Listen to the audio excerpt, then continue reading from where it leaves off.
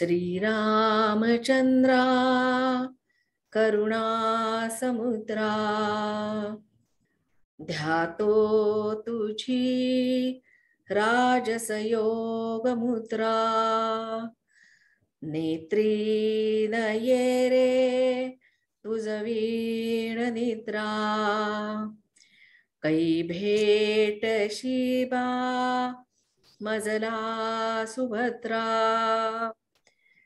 जय जय रघुवीर समर्थ।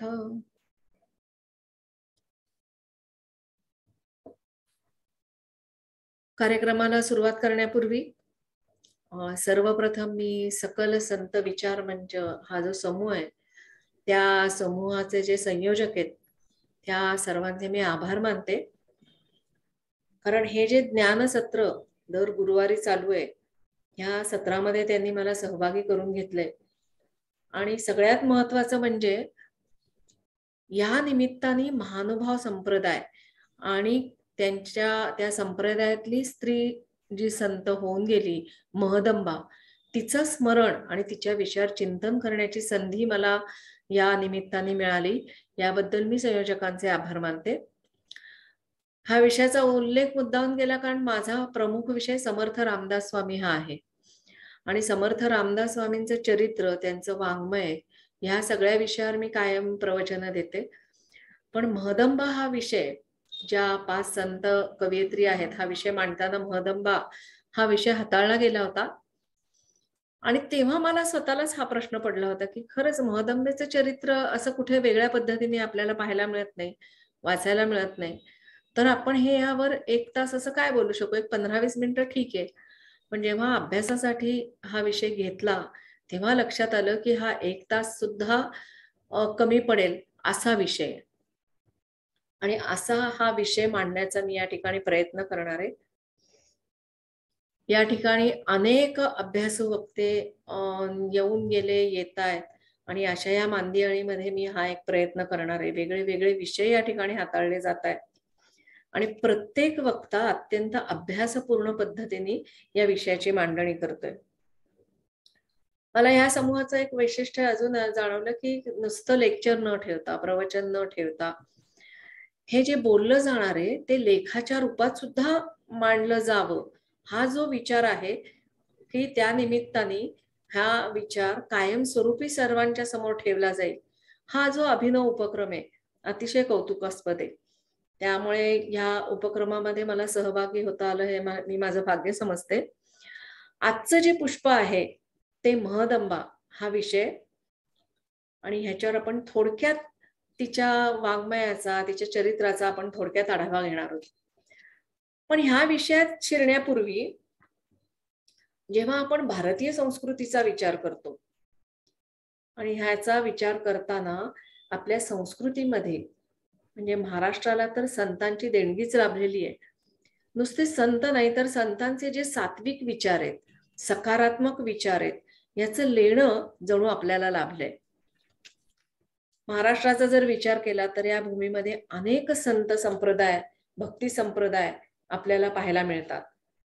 ह्याच्यामध्ये नाथ संप्रदाय, शैव संप्रदाय, वैष्णव, दत्त, वारकरी संप्रदाय, समर्थ संप्रदाय असे विविध संप्रदाय आपल्याला बघायला मिळतात आणि या माध्यमातनं, या सगळ्या संप्रदायाच्या माध्यमातनं भक्तीची आणि सहिष्णुतेची एक लाट आपल्या या महाराष्ट्रामध्ये निर्माण झालेली आपण बघतो। ही जी संत परंपरा लाभली, या संत परंपरेमध्ये आपल्या परिचित सर्वांचे संत ज्ञानेश्वर माऊली, आपली सगळ्यांचा जिव्हाळ्याचा विषय हा।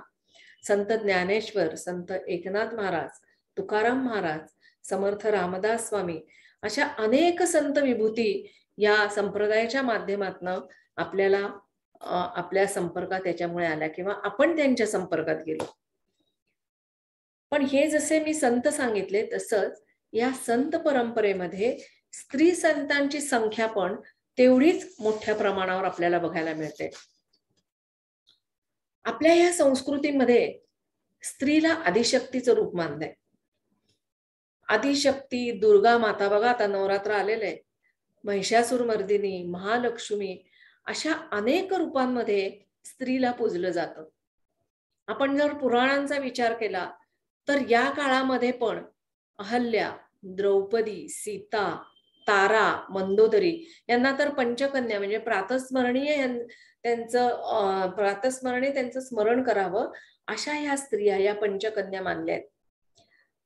याशिवाय इतिहासाचा जर आढावा घेतला तर ब्रह्मवादिनी, तत्वज्ञ, विदुषी, साक्षात्कारी स्त्रिया होऊन गेलेल्या आपण बघतो. या स्त्रियांनी फार मोठी कामगिरी यापूर्वीही केली आणि अजूनही करत राहिलेल्या आहेत. त्याच्यामध्ये आपल्या सगळ्यांना परिचित आहेत गार्गी, मैत्रेयी ही नावं आपण ऐकलेली आहेत. यांची चरित्रही आपल्या सगळ्यांना परिचित आहेत. सुलभा, अशा अनेक स्त्रिया आहेत ज्या ब्रह्मज्ञानी होत्या. मुक्ताई, बहिणाबाई, जनाई, आपण जी आज पाहणार आहोत ती महदंबा, वेणास्वामी, या सगळ्या साक्षात्कारी स्त्रिया होत्या. या संत परंपरेमध्ये मला एक विशेष उल्लेख करावा असा वाटतो, तो म्हणजे काश्मीरमध्ये संत लल्ला या कवयित्रीचं जे योगदान आहे ते तेवढंच मोलाचं आहे. शैव पंथ यामध्ये तिने काम केलेले आणि शैवपंथीय लल्लानी सिद्ध श्रीकंठ यांचा अनुग्रह घेतला होता. त्यांनी वाख साहित्याची अतिशय सूत्रबद्ध पद्धतीने त्याची रचना केलेली आहे आणि ह्या रचनेची निर्मिती त्यांनी केलेली आहे. जसं हिंदीमध्ये कबीर आहेत आपल्या सगळ्यांच्या परिचयात, या कबीरांना जे स्थान होतं ते स्थान काश्मीरमधल्या काश्मीरमधलं जे साहित्य आहे त्यामध्ये लल्ला यांना दिलं जातं. आपल्या सगळ्यांना परिचित असणाऱ्या संत मीराबाई या तर राजघराण्यातल्या होत्या. मेरे तो गिरीधर गोपाल दुसरा न कोय असं म्हणतच त्यांनी आपलं संपूर्ण आयुष्य कृष्ण भक्तीत व्यतीत केले. या सगळ्या स्त्री संतांचा आढावा घेतला तर एक अलौकिक भक्तिभाव आपल्याला दिसून येतो. श्रीकृष्णाच्या भक्तीमध्ये रममाण झालेली ही मीराबाई, ज्यांनी विषाचा प्याला पण हसतमुखाने प्राशन केला होता, हे आपल्याला सगळ्यांना ज्ञात आहे. अशा या अनेक स्त्री संत विभूती होऊन गेला, ज्यांचा भक्तिभाव, अभंग निष्ठा, भगवंताविषयीचा त्यांचा अनन्य भाव, अशा विविध गुणांनी भरलेल्या या संत कवयित्रींचं जर वाङ्मय बघितलं तर हे वाङ्मय भक्तिभावाने ओथंबून भरलेलं आपल्याला दिसतं. आणि यामधून थोडंसं अलंकारिक भाषेत बोलायचं झालं तर यामधून भक्तीचा परिमळ आपल्याला दरवळताना दिसतो. या सगळ्या स्त्री संतांचं साहित्य खरंच जवळून अवलोकन करावं असंच आहे. आपण जर प्राचीन संत परंपरा बघितली तर ती अखंडित दिसते, पण ह्या संत कवयित्रींची परंपरा जर बघितली ना तर ती अखंडित दिसत नाही आपल्याला. ज्ञानेश्वर महाराज, नामदेव महाराज यांच्या काळामध्ये संत कानोपात्रा होऊन गेली, पण त्यानंतर 250 ते 300 वर्ष स्त्री कवयित्रींचा कुठेही उल्लेख आपल्याला आढळत नाही.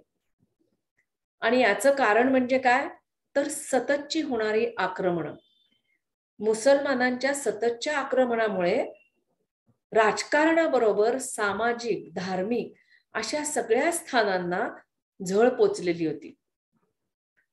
मग अशा परिस्थितीमध्ये जर ह्या परिस्थितीतनं सावरायचं असेल तर काय केलं पाहिजे तर स्वतःबरोबर कुटुंबाचं रक्षण करण्याची जबाबदारी जी होती ती पुरुषांनी पेलली आणि घरामध्ये बसून संस्कृती संवर्धनाची जबाबदारी जी होती ती स्त्रियांनी स्वीकारली. आपापल्या कामाचं विभाजन स्त्री आणि पुरुषांनी केलं, पण त्यामुळे काय झालं, स्त्रियांचं सामाजिक स्वातंत्र्य जे होतं ते हिरावलं गेलं. त्यांची जी प्रतिभाशक्ती होती त्या प्रतिभाशक्तीवर या सगळ्याचं सावट आलं. नाही म्हणायला जात्यावर बसून ज्या काही कामाच्या वेळेला ह्या स्त्रिया गाणी गात होत्या किंवा त्यांच्या प्रतिभाशक्तीला जो उजाळा मिळत होता तो या वेळातच मिळायचा, पण त्यातून जे काव्य निर्माण झालं त्या काव्याचा समावेश लोकगीतामध्ये झाला आणि ही लोकगीतं अतिशय लोकप्रिय झाली, जी अजूनही आम्हाला आवडतात. आता हा 300 वर्षाचा जो वृक्ष कालखंड आपण बघितलं, त्याच्यानंतर या कवयित्री ज्या आहेत त्यांची परंपरा आपल्याला शिवकाळामध्ये पाहायला मिळते, म्हणजे 17व्या शतकामध्ये पाहायला मिळते. या काळामध्ये बहिणाबाई, सोयराबाई, परमाबाई, बघा म्हणजे वारकरी संप्रदायातल्या ह्या सगळ्या संत स्त्रिया आहेत. विठाबाई आहेत, निर्मलाबाई आहेत, भागूबाई आहेत. ह्या वारकरी संप्रदायातल्या. तर अक्कास्वामी, वेणास्वामी, वेणा अंबाबाई या सगळ्या समर्थ संप्रदायातल्या स्त्रिया आहेत. ह्या सगळ्यांचं जर वाङ्मय बघितलं ना, तर त्यांचं वाङ्मयीन कर्तृत्व डोळे दिपवून टाकणार आहे. बघा, स्त्री म्हटल्यानंतर ती हळुवार मनाची असते, आणि ही हळुवार मनाची स्त्री भक्ती मार्गामध्ये किती उच्च स्थान प्राप्त करून घेऊ शकते याचा प्रत्यय आपल्याला ह्या सगळ्यांच्या मध्ये पाहायला मिळतो. पण ह्या सगळ्या स्त्री संत आपण बघितल्या, कवयित्री आहेत, पण याची सुरुवात नेमकी झाली कुठून? तर जेव्हा प्राचीन मराठी काव्याचा आपण कालखंड समजून घेतो, त्याचा प्रारंभ आपण समजून घेतो, तेव्हा आद्य मराठी कवयित्रीचा मान महानुभाव पंथीय महदंबा यांचा आहे हे विसरून चालणार नाही. मराठी साहित्यामध्ये महदंबेचा विशेषत्वाने आद्य मराठी कवयित्री असाच गौरव केला जातो. महदंबा ही साहित्य क्षेत्राला मिळालेली देणगी आहे असं म्हणायला काही हरकत नाही. जेव्हा आपण तिच्या वाङ्मयाचा थोडक्यात आढावा घेणार आहोत तेव्हा तुम्हाला माझं हे विधान पटेल. तसं पाहायला गेलं तर महदंबेचं असं खूप काही लेखन आहे का? तर तसंही नाहीये. तिचं विपुल प्रमाणात लेखन आपल्याला पाहायला मिळालं नाही, तरी पण तिने जे काही मोजकच लिखाण केले, जे साहित्य निर्माण केले, ते अत्यंत श्रेष्ठ दर्जाचं असं साहित्य आहे. या महदंबेचं चरित्र पाहण्यापूर्वी महदंबेची ओळख आपल्याला कुठून झाली? तर महानुभाव संप्रदायामुळे झाली. तर हा संप्रदायाची थोडीशी पार्श्वभूमी बघितली तर महदंबेचं त्या संप्रदायामध्ये काय स्थान होतं हे आपल्या लक्षात येईल. त्यामुळे थोडंसं आपण महानुभाव संप्रदायाविषयी जाणून घेऊया. ज्ञानेश्वर महाराजांचा जो काळ होता त्याच्या काही काळ अगोदरच महानुभाव संप्रदाय महाराष्ट्रामध्ये उदयाला आला. चक्रधर स्वामी यांनी महानुभाव पंथाची स्थापना केली आणि त्यांनी कृष्ण भक्तीचा प्रसार प्रामुख्याने केला. ज्ञानेश्वर पूर्व काळामध्ये सामाजिक परिस्थिती कशी होती? तर आद्य शंकराचार्यांनी वैदिक धर्माचं पुनरुज्जीवन करण्याचा प्रयत्न केला आणि तसं करून समाजाला नवी दिशा त्यांनी दाखवली. पण दुर्दैव असं, बघा आपल्या समाजाचं हे दुर्दैवच आहे की शंकराचार्यांनी त्यांना जी धर्माची किंवा आपल्याला सुद्धा जी खरी दिशा दाखवून दिलेली आहे त्या धर्माचा जो खरा गाभा आहे तो लक्षात न घेता, बघा आपण सुद्धा धर्माचा गाभा लक्षात न घेता आपण कशावर भर देतो? जो त्यावेळच्या समाजामध्ये पण झाला, तर त्यावेळच्या समाजामध्ये पण बाह्यांगावर अधिक भर दिला गेला आणि म्हणून काय झालं? मोठ्या प्रमाणावर धर्माचं स्तोम माजलं गेलं. मग त्याच्यामध्ये कर्मकांड, व्रतवैकल्य, तंत्रमंत्र, नवसायास या सगळ्यावर अधिक भर दिला गेला आणि या सगळ्याच्या माध्यमातून काय साधलं जायचं? तर देवतांना प्रसन्न करून घेण्याची वृत्ती वाढली आणि त्यामधनं मला जे पाहिजे ते मिळावं याच्यासाठी त्या देवतांना प्रसन्न करावं या वृत्तीमध्ये वाढ झाली. समाजहितापेक्षा कर्मकांड हे जास्त वाढीला लागलं आणि त्यामुळे स्वाभाविकच स्वार्थी आणि स्वकेंद्री वृत्ती याच्यामध्ये वाढ झाली. बघा, योग्य दिशा देऊन सुद्धा मला त्याचं योग्य आकलन झालं नाही, त्यामुळे मी कशी संकुचित होत गेले. मी म्हणजे आपण मानव. त्या काळी एक असा समज झाला होता की मोक्षाचा जो मार्ग आहे तो फक्त विशिष्ट श्रेणीतल्या लोकांनाच खुला आहे, हा समज निर्माण झाला होता. कारण मोक्षाचं जे रहस्य आहे ते सांगणारं जे ज्ञान आहे ते सगळं ज्ञान संस्कृत मध्ये सगळ्या ग्रंथांमध्ये बंदिस्त केलं गेलं आणि मग अशा या परिस्थितीमध्ये सर्वसामान्यांना असं वाटायला लागलं की हे मोक्ष वगैरे आपला मार्ग नाही, त्यामुळे आपण यातनं बाजूला राहिलेलं बरं.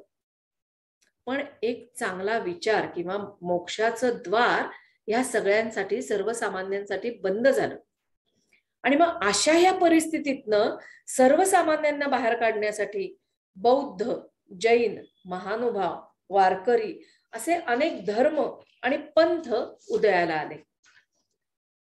समाजामध्ये समता, न्याय, भूतदया, त्याग या तत्वांची माहिती पटवून देऊन, बघा ह्या सगळ्या पंथांनी आणि हे जे पंथ निर्माण झाले त्यांनी काय केलं, तर ह्या सगळ्या तत्वांची माहिती पटवून देऊन स्वधर्माची जाणीव प्राप्त करून दिली.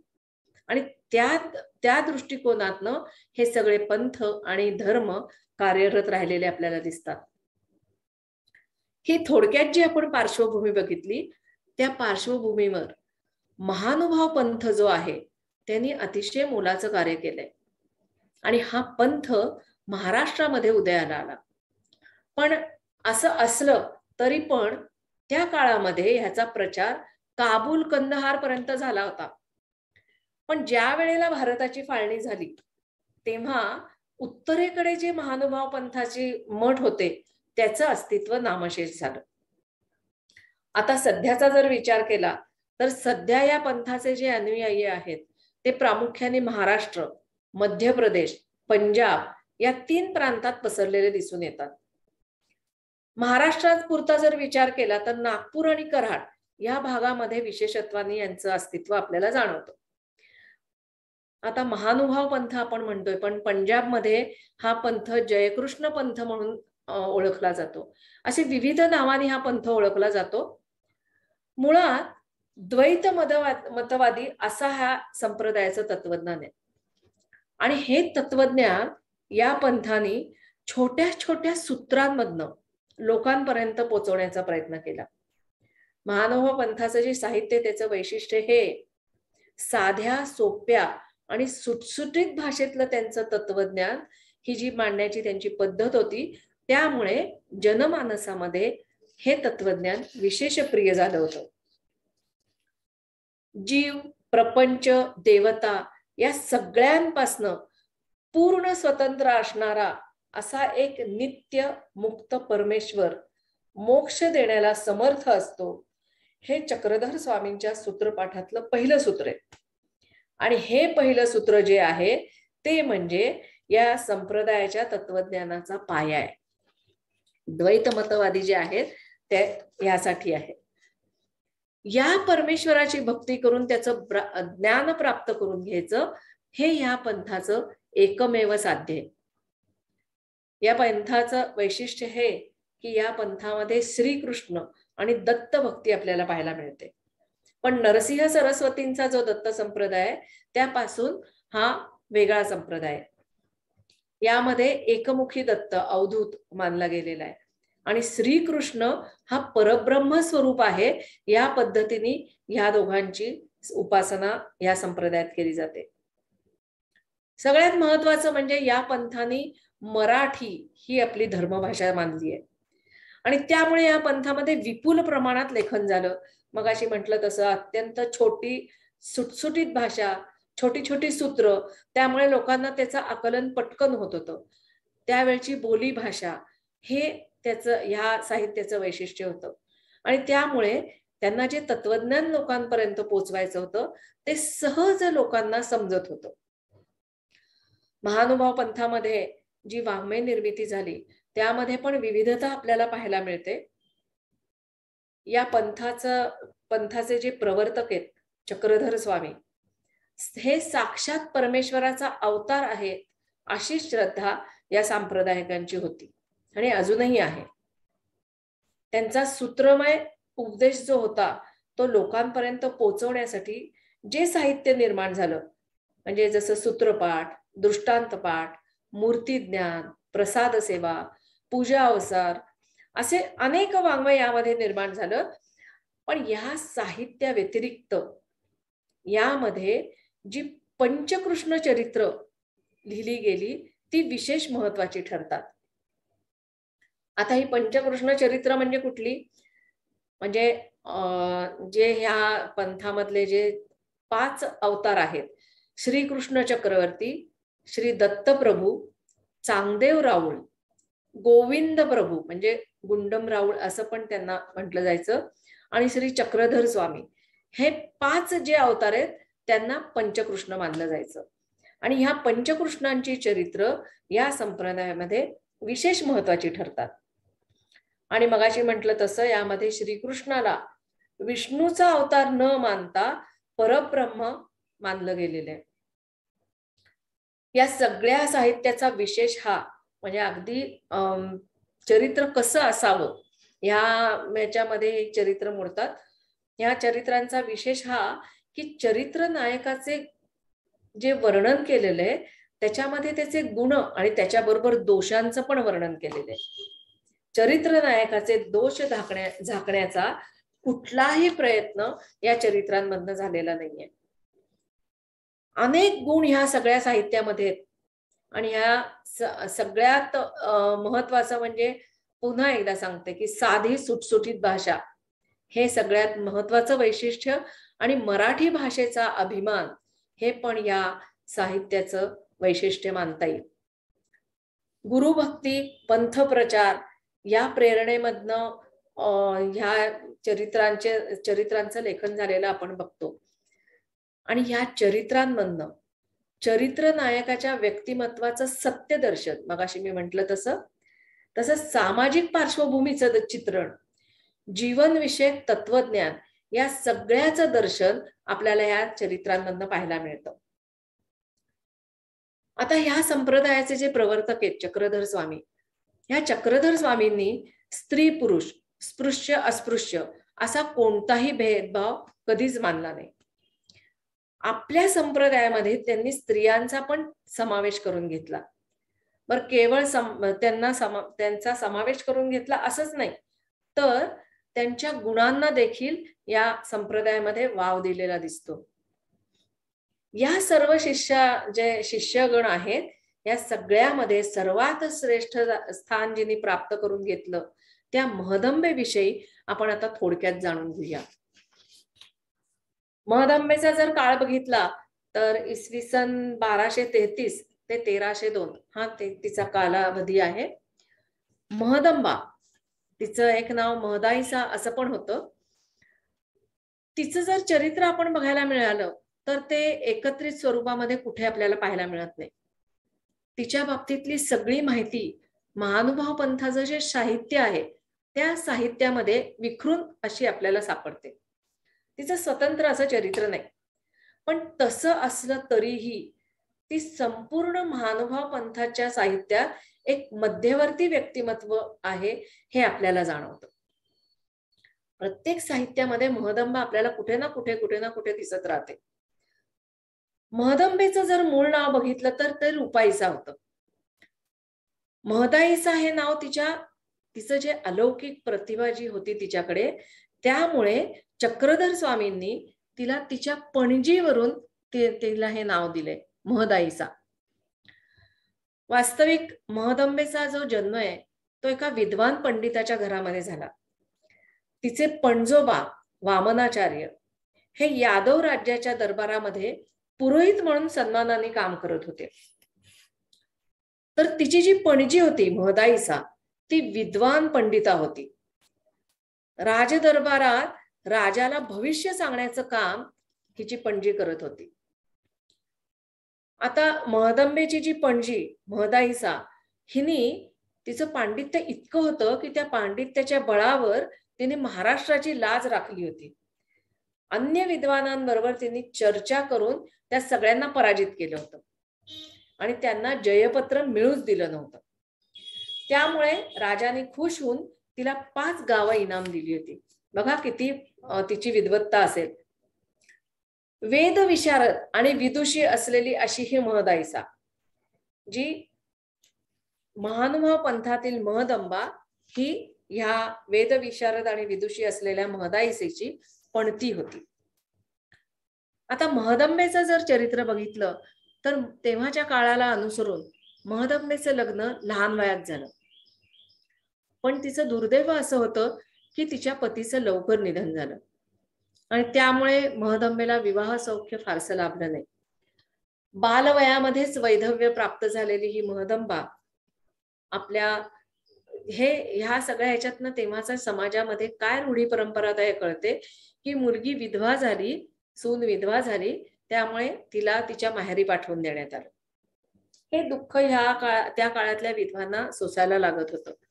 त्यामुळे त्यांना कुठेच मानाचं असं स्थान त्या काळामध्ये स्त्रियांना नव्हतं. पण विशेष महदंबेचा हा आहे की तिने ह्या काळामध्ये तिला भक्तीची ओढ लागली होती. आता मी विशेष का म्हटलं की तिच्यावर आलेलं जे संकट होतं त्या संकटामध्ये रडत न बसता सकारात्मक विचारांच्या मार्गाची तिने निवड केली, म्हणून हा विशेष आहे. त्या काळामध्ये विधवा स्त्रियांना उपेक्षित लेखलं जायचं आणि म्हणजे महदंबा म्हणा, तिची बहीण, या त्यांच्या घरामध्ये लागोपाठ ज्या विधवा झालेल्या स्त्रिया होत्या या सगळ्यांना उपेक्षा सहन करायला लागलेली आहे. आणि त्याच कालावधीमध्ये बघा, तुम्ही कुठल्या परिस्थितीतून जाता आणि त्यावेळेला तुम्हाला काय संगत मिळते, त्यावर तुमचा कसा विकास होतो हे यातनं पाहायला मिळतं. या परिस्थितीमध्ये महदंबा अडकलेली असताना चक्रधर स्वामींचा जो शिष्य आहे दादोस म्हणून, म्हणजे त्यांना रामदेव असं त्यांचं नाव आहे, त्यांची महदंबा आणि नागदेवाचार्य. आता नागदेवाचार्य कोण असं तुम्हाला वाटेल, तर नागदेवाचार्य म्हणजे महदंबेचा चुलत भाऊ आहे. तर ह्या दोघांची पहिल्यांदा भेट या दादोस यांच्याशी झाली. त्यांची भेट झाल्यानंतर हे जे चक्रधर स्वामींचे जे शिष्य आहेत दादोस, त्यांनी ह्या दोघांना ज्ञानदान करायला सुरुवात केली. अर्थातच त्यामुळे ह्या दोघांनी त्यांचं शिष्यत्व पत्करलं. आता दादोस यांची जसं जसं संगत वाढत गेली तसं त्यांच्यामुळे या दोघांना चक्रधर स्वामींचा परिचय व्हायला लागला. त्यांच्या लीळा ज्या होत्या त्या दादोसकडनं यांना ऐकायला मिळाल्या आणि त्या लीळा ऐकल्यानंतर मात्र या दोघांच्या मनामध्ये चक्रधर स्वामींच्या भेटीसाठी दोघं जण आता व्याकुळ झाले आणि मग दादोसनीच त्यांची दोघांची भेट चक्रधर स्वामींशी घडवून आणलेली आहे. आता ही भेट झाल्यानंतर मात्र या दोघांचं मत दादोसकडून स्वामींकडे जास्त ओढलं गेलं. चक्रधर स्वामींकडे महदंबेचा ओढा जसा जसा वाढायला लागला तसं दादोसनी काय केलं, तिला त्यांच्यापासून लांब म्हणजे त्यांच्यापासून परावृत्त करण्याचे अनेक प्रयत्न दादोसनी केले. पण ह्या सगळे प्रयत्न होऊन सुद्धा महदंबेची स्वामींवरची निष्ठा काही कमी झाली नाही. अनन्य भाव.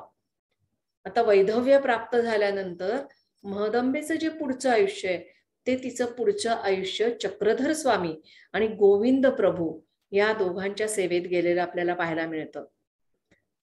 महदंबा तिच्या पणजीप्रमाणे चतुर आणि बुद्धिमान होती.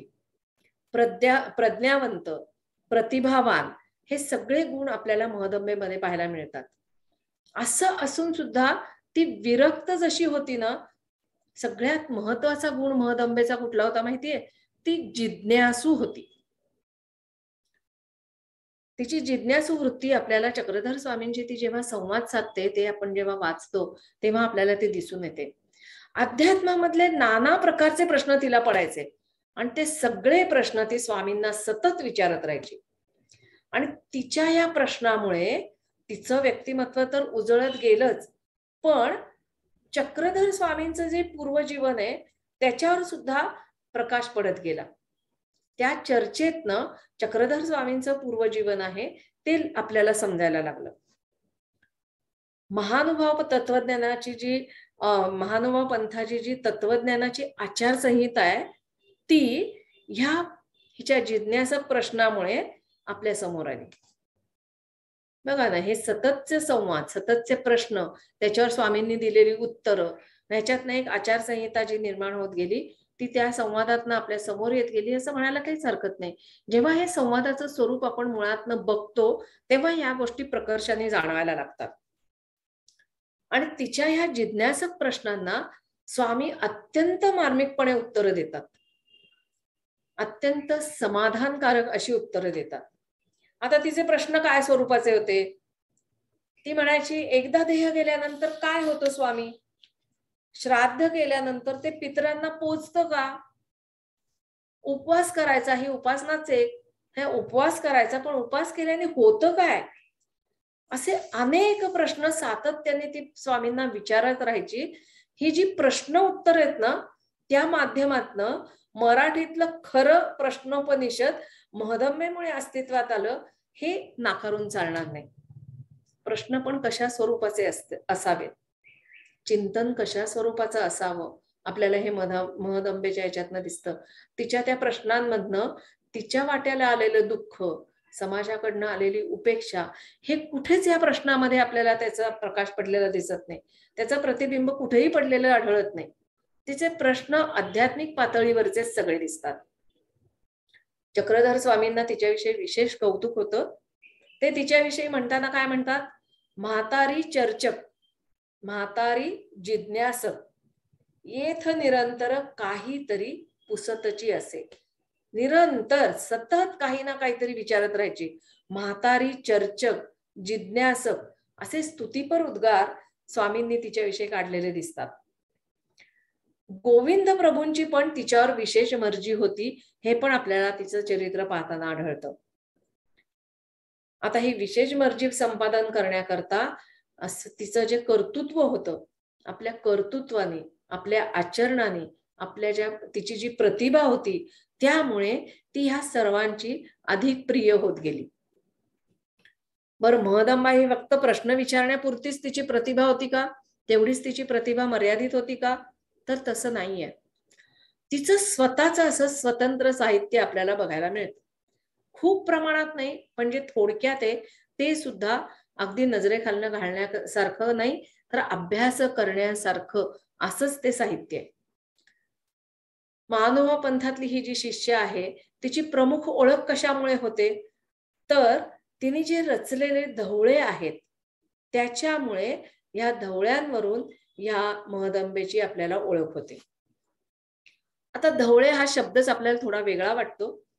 धवळे म्हणजे काय, तर हा प्रकार म्हणजे कथाकाव्य, म्हणजे वर म्हणजे नवरा जो आहे त्याच्याविषयी जी गाण्याची गीतं आहेत ते म्हणजे धवल. थोडक्यात विवाह विषयक वरगाणी असा हा जो गीत प्रकार आहे तो तिने रचलेला आहे. आणि तिचे हे धवळे हे विशेष लोकप्रिय झालेले आहेत. महदंबेने जे धवळे रचले तिने रचलेल्या धवळ्यांचा प्रथम उल्लेख कुठे आढळतो, तर गोविंद प्रभू यांचं जे चरित्र आहे त्यामध्ये आढळतो. गोविंद प्रभूंचं चरित्र हा या चरित्राचा जरी प्रमुख विषय असला तरी यामध्ये महदंब्याच्या धवळ्यांची पार्श्वभूमी आपल्याला पाहायला मिळते. चक्रधर स्वामींचं जेव्हा निर्याण झालं त्याच्यानंतर त्यांची सगळी शिष्य मंडळी गोविंद प्रभूंच्या आश्रयाला आली. रिद्धिपूर या ठिकाणी त्यांचं निवासस्थान होतं तेव्हा, आणि त्या ठिकाणी हे सगळे शिष्य आलेले आणि अर्थात यामध्ये महदंबा होती याचा उल्लेख या गोविंद प्रभू चरित्रामध्ये आपल्याला आढळतो. गोविंद प्रभूंचं जे हे चरित्र आहे त्याच्यामध्ये आपल्याला महदंबेची पूर्ण ओळख होते का, तर तसंही नाही, पण तरी पण तिच्या व्यक्तिमत्वाचे जे विशेष पैलू आहेत ते आपल्याला यामध्ये सापडतात. हे चरित्र जर आपण बघितलं तर एकूण 16 लीळा यामध्ये आपल्याला आढळतात. आणि यापैकी यातली एक जी महत्वाची लीळा आहे, अभ्यासकांसाठी सांगते, लीळा क्रमांक 224, ही जी लीळा आहे ही सगळ्यात जास्त महत्वाची मानली जाते. कारण गोविंद प्रभूंच्या विभव स्वीकारू असा जो उल्लेख आलेला आहे ह्या म्हणून ही लीळा अतिशय महत्वाची मानली जाते. काय झालं, गोविंद प्रभू यांना बाशिंग घेऊन जाणारी एकदा तेलीण त्यांनी बघितली आणि ती बघितल्यानंतर विवाह करण्याची प्रवृत्ती त्यांच्या मनामध्ये निर्माण झाली. तेव्हा ते जेव्हा झालं तेव्हा त्यांनी महदंबेला काय सांगितलं की तू आता काहीतरी गीत गा, गाणी गा. आणि मग ती म्हणते मी काय गाऊ, तेव्हा ती विवाहाविषयक जी गीत आहेत ती म्हणायला त्यांनी सांगितली. आणि उत्स्फूर्तपणे स्वामींनी सांगितलं आणि उत्स्फूर्तपणे महदंबेनी ह्या धवळ्यांची रचना केलेली आहे. आणि ह्या धवळ्यांमध्ये विवाहाचा आरंभापासून ते अखेरपर्यंत वर्णन आपल्याला पाहायला मिळतं. ह्या धवळ्याचा प्रमुख विषय काय आहे, तर रुक्मिणी स्वयंवराचा आहे. या गीताच्या प्रारंभी रुक्मिणी हरण जे झालेलं आहे तो जो कथाभाग येतो तो याच्यामध्ये प्रारंभी आलाय. आणि उत्तरार्धामध्ये काय आलं तर स्वयंवराचं संपूर्ण वर्णन याच्यामध्ये आले. एकूण 65 कडवी आपल्याला उत्तरार्धामध्ये पाहायला मिळतात. आता हिने उत्स्फूर्तपणे हे सगळं काव्य रचलेलं आहे. त्याच्यावरून महदंबा ही शीघ्र कवी होती याचा प्रत्यय आपल्याला येतो. आणि ही कडवी जेव्हा आपण वाचतो ना त्यावेळेला ह्याचा प्रत्यय आपल्याला वारंवार येत राहतो. हे जे धवळे आहेत याचं स्वरूप जे आहे ते प्रासंगिक कवितेसारखं उत्स्फूर्त. धवळ्यांच्या रचनेला गोविंद प्रभू यांची लीळा निमित्त मात्र झाली. पण महदंबेनी हे जे रचलं आहे हा जो विस्तार केलेला आहे तर हा जो महदंबेचा बौद्धिक आणि मानसिक जी शक्ती आहे त्याचा विकास चक्रधर स्वामींच्या सहवासामध्ये झालाय. चक्रधर स्वामी आणि महदंबा जे मगाशी आपण म्हणत होतो त्यांच्यातला सततचा संवाद आणि त्याच्यामुळे त्यांच्यात होणारा सततचा संवाद हा महदंबेच्या विचारशक्तीला, जिज्ञासू वृत्तीला आणि कवी मनाला खतपाणी घालत गेला. या दोघांच्या संवादातून सिद्ध झालेलं श्रीकृष्ण चरित्र हे धवळ्यांच्या निर्मितीच्या दृष्टीने अत्यंत उपयुक्त ठरलं. आता महदंबेच्या ठिकाणी उपजत प्रतिभा तर आहेच, त्यामुळे तिने जी रचना केली ती लयबद्ध, रमणीय आणि आस्वादपूर्ण अशी होती.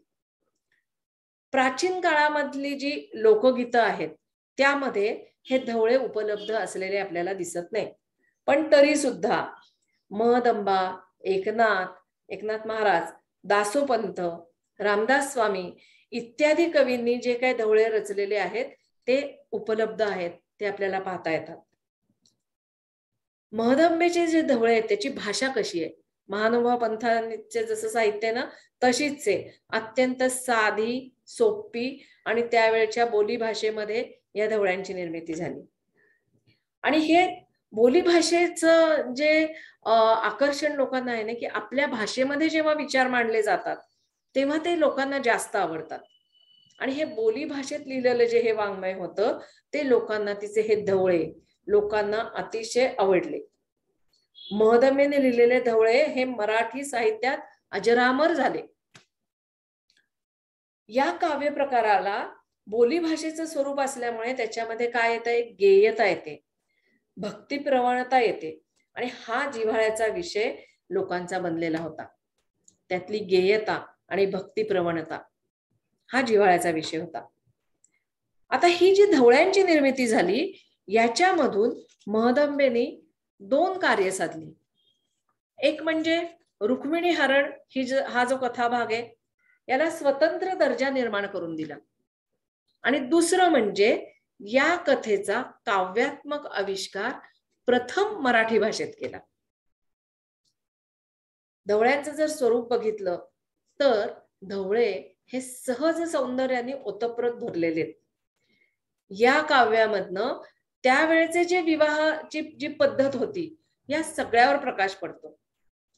पण याशिवाय प्रसंग चित्रण, व्यक्ती चित्रण ही जे प्रमुख अंग आहेत या कथानकाची, या कथा काव्याची, ही सगळी प्रमुख जी अंग आहेत ती आपल्याला यातनं पाहायला मिळतात. छोट्या छोट्या सूत्रातनं भावभावनांचे चढ उतार महदंबा या सगळ्यातून प्रकट करताना आपल्याला दिसतात. आणि त्याचा विशेष एक महत्वाचा लक्षात घ्या की हे कथानक सांगताना या कथानकावरची पकड महदंबेची कुठेही ढिली होत गेलेली दिसत नाही. विविध प्रसंग खुलवणे, व्यक्तिरेखा साकारणे हे महदंबेचे काव्याचे विशेष आहेत. आणि या काव्य विशेषांची अनुभूती जशी धवळ्यांमध्ये पाहायला मिळते तसं तिचं मातृकी रुक्मिणी स्वयंवर ही जी रचना आहे ह्या रचनेमधनं पण आपल्याला तिचे हे सगळे काव्याचे गुण आपल्याला पाहायला मिळतात. आता मातृकी रुक्मिणी स्वयंवर ही रचना काय आहे, हे काव्य एकूण 110 अशी कडवी त्यामध्ये येतात. नावावरनच लक्षात आलं असेल की याच्यामध्ये काय आहे, तर याच्यामध्ये रुक्मिणीच्या स्वयंवराची कथेचं वर्णन आलेलं आहे. या काव्याचा विशेष काय, तर या काव्यामध्ये अ, आ, इ, ई इथपासनची अद्याक्षर यामध्ये आणली आहेत आणि प्रत्येक ओळीतलं जे अद्याक्षर आहे त्याचा क्रम साधण्याचा तिने प्रयत्न केलेला दिसतो. म्हणजे हा जो प्रकार आहे तो प्रकार पंडिती काव्यामध्ये नंतरच्या काळात आपल्याला पाहायला मिळतो. कृष्ण वर्णन, पाठवणी, कृष्ण दर्शनामुळे रुक्मिणीने सज्जावरनं घेतलेली उडी, असे जे वेगळे वेगळे प्रसंग आहेत ते आपल्याला यामध्ये पाहायला मिळतात. आता श्रीकृष्ण आणि रुक्मिणी यांचा जो विवाह आहे तर या विवाहाकडे महदंबेची दृष्टी कशी आहे बघा. भक्तिभावामध्ये रमलेला जो भक्त असतो त्याची दृष्टी कशा पद्धतीची असते हे महदंबेच्या या काव्यामधनं आपल्याला पाहायला मिळतं. या विवाहाकडे महदंबा एक शृंगारिक कथा या भूमिकेतनं अजिबात बघत नाही, तर तिचा भक्तिभावच या काव्यामधनं प्रकट होताना आपल्याला दिसतो. ती विवाहातल्या प्रसंगातली अपरिहार्य असे लहान सहान प्रसंग तितक्याच तादात्म्यतेने, स्त्री सुलभ उत्कटतेने रेखाटताना आपल्याला दिसते. यामध्ये तिचं वर्णन करण्याची जी उत्कटता आहे, तिचा भक्तिभाव आहे, या सगळ्याचं दर्शन आपल्याला तिच्या या रुक्मिणी स्वयंवर जे आहे त्या वाङ्मयामधनं आपल्याला पाहायला मिळतो. याच्याशिवाय तिचे छोटे छोटे असे काही हे पाहायला मिळतात, आपल्याला साहित्य पाहायला मिळतं. गर्भकांड नावाच्या ओव्या हे महदंबेने लिहिलेलं अतिशय छोटंसं प्रकरण आहे, पण हे प्रकरण जे आहे ते आध्यात्मिक स्वरूपाचे आहे. महदंबेनी जे काही रचना केल्या त्या सगळ्या आध्यात्मिक स्वरूपाच्याच आहेत, पण त्यांच्या ज्या स्फुट रचना आहेत त्यामध्ये पण आपल्याला हाच भाव पाहायला मिळतो. त्यामध्ये असलेली गेयता आपल्याला याच्यामध्ये पाहायला मिळते. स्त्री सुलभ आहे, त्यामुळे कसं आहे, घरकाम स्त्री कुठल्याही पातळीला जाऊन पोहोचली तरी सुद्धा घरकाम हे तिच्या मागचं सुटत नाही. घरामध्ये पण ती तेवढंच संप्रदायामध्ये जे मठामध्ये जे आहे वास्तव्य, तिथल्या सगळ्या गोष्टीमध्ये ती तेवढीच रममाण होते. आणि हे सगळं घरातली कामं करत असताना उत्स्फूर्त शीघ्र कवी आहे, त्यामुळे असं सगळं काम करत असताना ती त्यावेळेला सुद्धा ओव्यांची रचना करते. म्हणजे असं आहे की महदंबा रवा काढते तेव्हा पण ती ओव्या रचतीये. मग त्यावेळेला तिने ज्या ओव्या रचल्या त्या अक्रूर गीत या नावाने प्रसिद्ध आहेत. अत्यंत जिज्ञासू, प्रतिभा संपन्न. बघा, आपल्याला जे आपण थोडक्यात तिचं चरित्र पाहिलं त्याच्यामध्ये आपल्याला काय काय सापडलं. अतिशय जिज्ञासू आहे, प्रतिभा संपन्न आहे, भाषा अत्यंत साधी सोपी आहे आणि ह्या सहज सुलभ भाषेमधनं तिने श्रीकृष्णाविषयीचा आपला भाव जो व्यक्त केलेला आहे त्यामधनं तिची जी भक्ती आहे ती ओथंबून वाहताना दिसते. ह्या सगळ्या तिच्या कर्तृत्वातनं तिने संप्रदायामध्ये स्वतःचा स्वतंत्र असा खास ठसा उमटवलेला होता, हे निश्चित. वास्तविक पाहता लहान वयामध्ये तिला वैधव्य प्राप्त झालं, त्याच्यानंतर समाजाने तिला उपेक्षित ठरवलं, पण अशी सगळी संकट येऊन सुद्धा दुःखी न होता, हा विशेष आहे. असे सगळे वाईट प्रसंग आल्यानंतर सुद्धा दुःखी न होता गुरुसेवेमध्ये रमलेली ही महदंबा आहे. नशिबाला दोष देताना दिसत नाही आहे ना, ही गोष्ट महत्वाची. दुःखाचे प्रसंग आल्यानंतर ते उगाळत न बसता सकारात्मक विचारांकडे वाटचाल ही अत्यंत महत्वाची आहे. आणि अशी जर सकारात्मक विचारांकडे वाटचाल झाली तर ते व्यक्तिमत्व कसं उजळून निघतं हे आपल्याला महदंबेच्या चरित्रातनं पाहायला मिळतं. महदंबेचं महानुभाव संप्रदायात महत्वाचं स्थान तर आहेच, म्हणजे तिच्या शब्दाला देखील तेवढाच मान आहे. तरी माझं वेश द्यावा असं तिने म्हटलं आणि तिला पंथाचा वेश दिला गेला. महदंबा ही कशी आहे, फक्त साहित्य रचना करते, फक्त प्रश्न उत्तरच विचारते, तर तशी नाहीये ती. ती मठाची व्यवस्था बघते, सगळ्या भक्तांची उठबस करते, चक्रधर स्वामींचा पूजावसर सांभाळते, संन्यासिनी ज्या आहेत त्या मठामधल्या त्यांच्यावर करडी नजर ठेवते, वेळ प्रसंगी त्यांना फटकारते, पण अत्यंत सडेतोड वृत्तीची अशी ही महदंबा आहे. पंथाची सगळी शिस्त तिने स्वीकारली आहे आणि ह्या शिस्तीच्या बाहेर जर कोणी जात असेल तर त्यांना सुद्धा जागेवर आणण्याची ताकद महदंबेमध्ये आहे. तेवढा अधिकार महदंबेला संप्रदायामध्ये होता. तिच्या आचरणातनं तिने सगळ्यांची मनं जिंकली तर होतीच, पण चक्रधर स्वामींचा तिच्यावर पूर्ण विश्वास होता. बघा, ह्या पंथाचे संस्थापक प्रवर्तक जे आहेत, या संप्रदायाचे जे प्रमुख आहेत, त्या सगळ्यांची कृपादृष्टी या महदंबेवर आहे. महदंबा ही संवेदनाशील, सौंदर्य दृष्टी असलेली अशी ही कवयित्री आहे. नीटनेटकेपणा, चौकसपणा तिच्या अंगामध्ये, जिज्ञासू वृत्ती ही तर आपण पाहिलीच, पण या व्यतिरिक्त स्त्री सुलभ अशा काही गोष्टी तिच्यामध्ये आहेत. ती सुगरण आहे, उत्तम गाणं गाणारी आहे, सुंदर अशी रांगोळी काढणारी आहे, दक्ष कार्यकर्ती असा तिचा उल्लेख करायला काही हरकत नाही.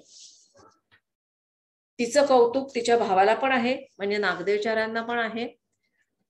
नागदेवाचार्यांनी कौतुकाने तिच्याबद्दल काय म्हटलंय? म्हातारी माझी प्रतिदक्ष, धर्म रक्षक की गा. महदंबा एक भक्त तर होतीच, पण एक तत्वनिष्ठ म्हणून प्रसिद्ध होती. आपल्या कठोर तपाचरणामुळे तिने आपलं संतत्व या आपल्या तपातून सिद्ध केलेलं होतं. मराठीतली आद्य संत कवयित्री आणि एक विदुषी म्हणून महदंबेचं स्थान अनन्यसाधारण आहे. तिने रचलेल्या या धवळ्यांमुळे ती विशेष लोकप्रिय झाली आणि मराठीतली आद्य कवयित्री म्हणून तिचा गौरव पण त्यामुळे केला गेला. अशी ही मराठीतली आद्य कवयित्री महदंबा हिच्या थोडक्यात तिचं चरित्र आपण अवलोकन करायचा प्रयत्न केला. बऱ्यापैकी तुमच्यापर्यंत पोहोचवण्याचा माझा प्रयत्न होता. तो तुम्ही गोड मानून घ्याल अशी मी आशा करते. पण ही जी महदंबा आहे, ह्या कवयित्रीला मनापासून अभिवादन करून मी माझ्या वाणीला पूर्णविराम देते. जय जय रघुवीर समर्थ.